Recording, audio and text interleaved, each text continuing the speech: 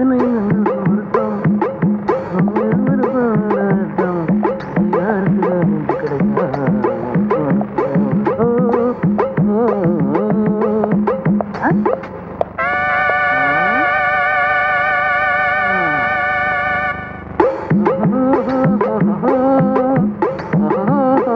வாட்டி கண்ணாடி பாப்பா? பாடா, என்னப்பா வெயில போய் களைச்சு கருப்பா வந்திருக்க? உழைக்கிறல்ல, இந்த இன்னைக்கு வருமானம் 150. 150 இதுக்கு எத்தனை கோழி வாங்குறது? போய் கையை கால கழுவிட்டு சாப்பிடுவா. அவன் என்னைக்கு கை கால் கழுவி இருக்கான்? நம்ம பரம்பரையை எப்ப கழுவிச்சு? உட்காருண்டா, வாரேன். சாப்பிட போறேனா? எனக்கு பசிக்குதே, நானும் சோறதுக்கு போறேன். தம்பி நானும் வரேன்டா.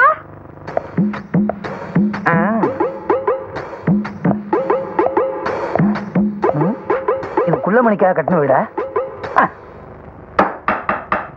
யாராவது திறந்து விட்டுக்கலன்னா?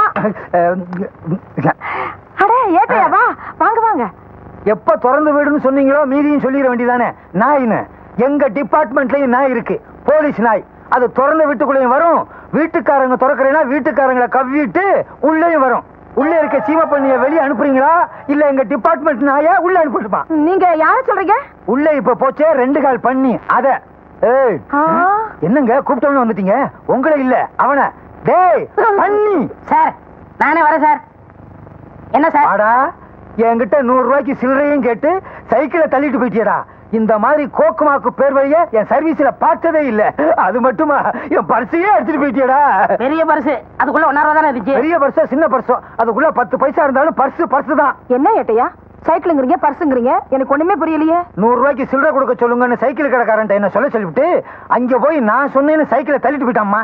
டேய் என்னடா பண்ண அந்த சைக்கிள்? ஐயா, அந்த சைக்கிள் 200 ரூபாய்க்கு வச்சங்க. பழைய கடன்காரனுக்கு 200 ரூபாய் கொடுக்கலன்னா அவன் இன்னொரு போலீஸ்காரரை கூப்பிட்டு என் வீட்டுக்கே வரம்னாங்க. அட பாவி சண்டாளா, போலீஸ்கார ஏமாத்த சைக்கிளை தொடல.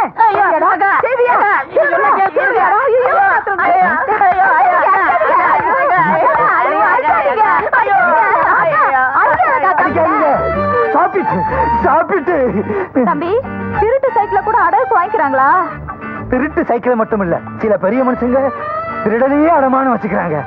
ஆமா, இவ்வளவு பெரிய உடம்ப வச்சுக்கிட்டு நீ ஏன் திருடணும்? சார் காது இங்கதானே இருக்கு, சொல்லுப்பா.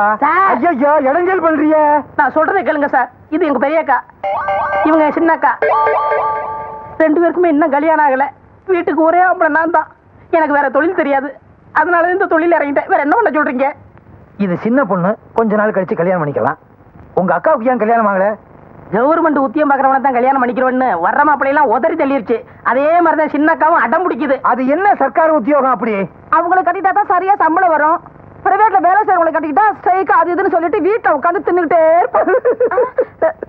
கவலைப்படாதீங்க, நான் செட்டில் பண்ணிடுறேன். எப்பா அந்த சைக்கிளை எங்க அடமானம் வச்ச சொல்லுப்பா, நான் திருப்பிடுறேன். அதை வைக்கல சார், வித்துட்டேன். சாபாஷ்.